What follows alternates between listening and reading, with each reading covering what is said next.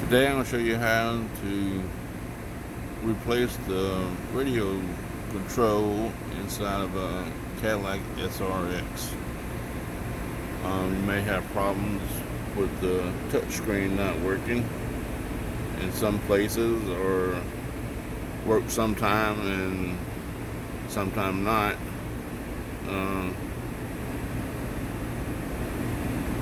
They've been having a little bit of issues with them. But anyway, I'm going to show you how to replace them. I'm going to first start off by removing this trim.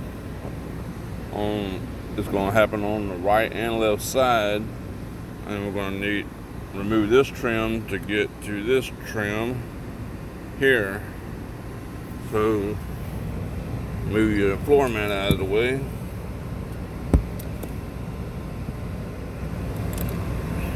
Get a little room there. I'm going to grab it way up there in the front.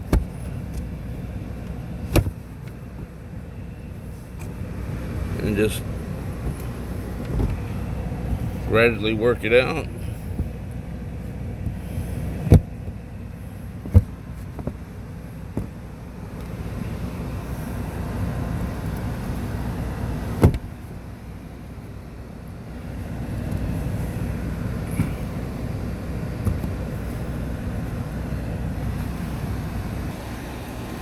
You just want to pull it back enough to be able to get to two screws that's holding this trim along by the shifter.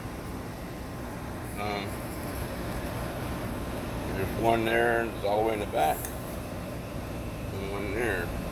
So you can see I still got the trim there. You don't have to totally remove it.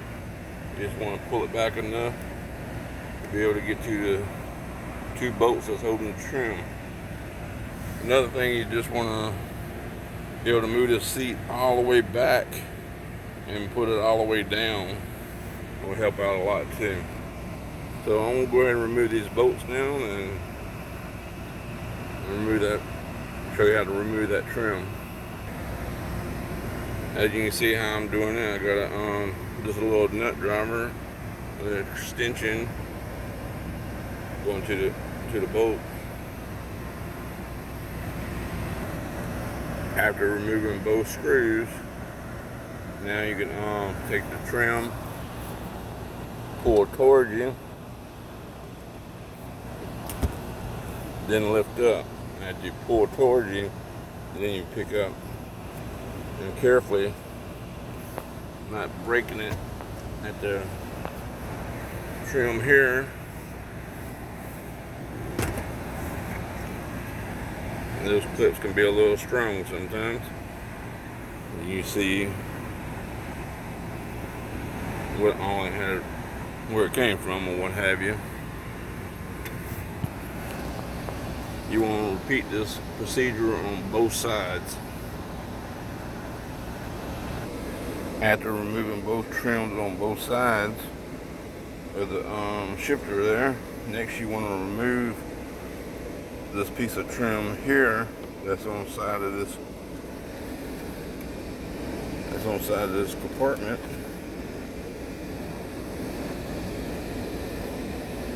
A little wooden piece of trim. You just want to get a trim tool and start at the top and work your way around.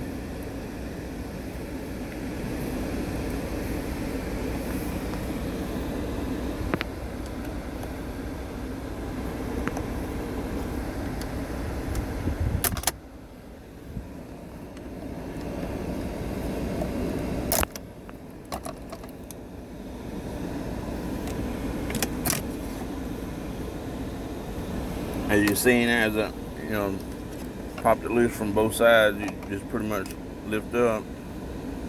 You see the little clips on the bottom. Next, you want to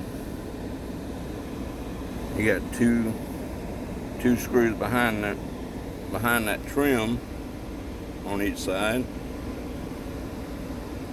You want to move both of those. After removing both screws, you're going to need to open the compartment there. One, you need to remove all stuff that's on the inside.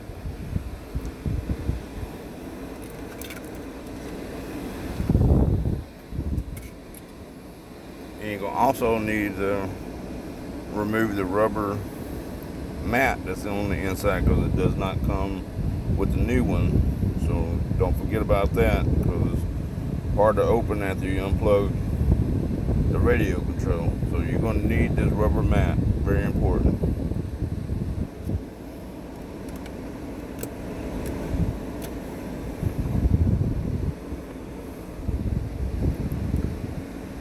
Now, since you got it open, you just pretty much grab it at the bottom and work the trim around, and be careful not breaking.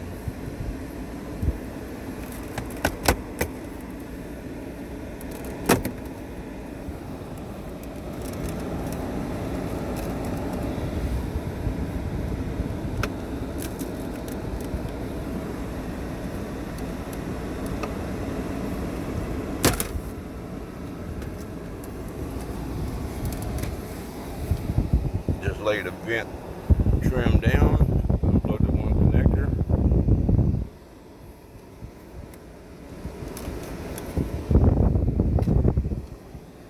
lay the vent trim to the side, out your way.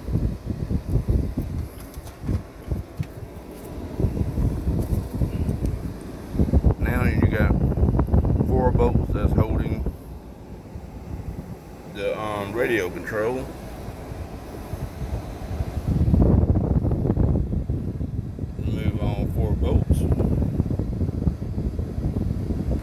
Next, after you remove all 4 of the bolts that's holding the controller in, you can just pretty much work the screen out, the controller, and just let it rest right here on top of the shifter there.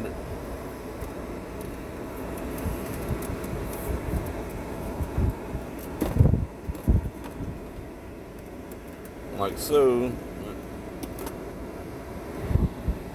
That way you can be able to get to the 3 connectors that's in the back.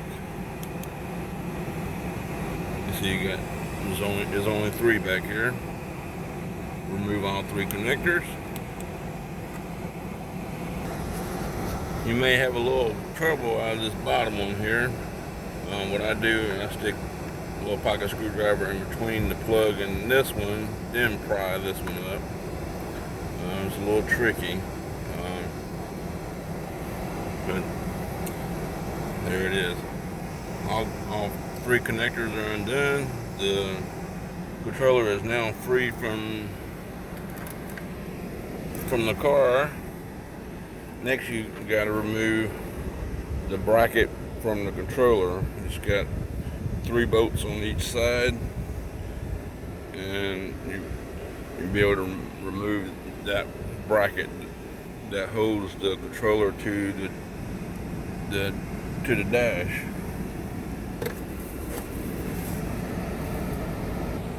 After removing that bracket,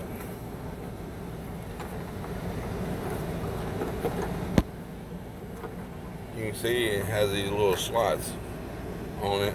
Sometimes it's a little tricky reinstalling it to the new controller.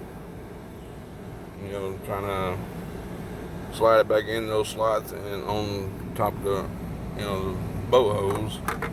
But have a little patience with it. It's a little tricky for me sometimes, but anyway. So that's it for the removal. A couple little tips on going back with it. On the side trims, you see there's a lip right here. When you're going back with it, you can take a little pocket screwdriver or what have you, and put it in between that and here, and just flip it back under. You had to work it all the way down, but it has that lip.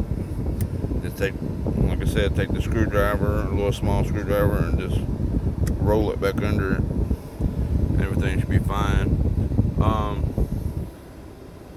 The new controller usually is just a plug and play deal.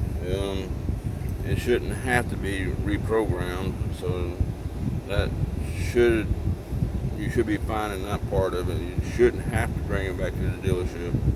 All you had to do, like I said, just plug it in, and everything should be fine.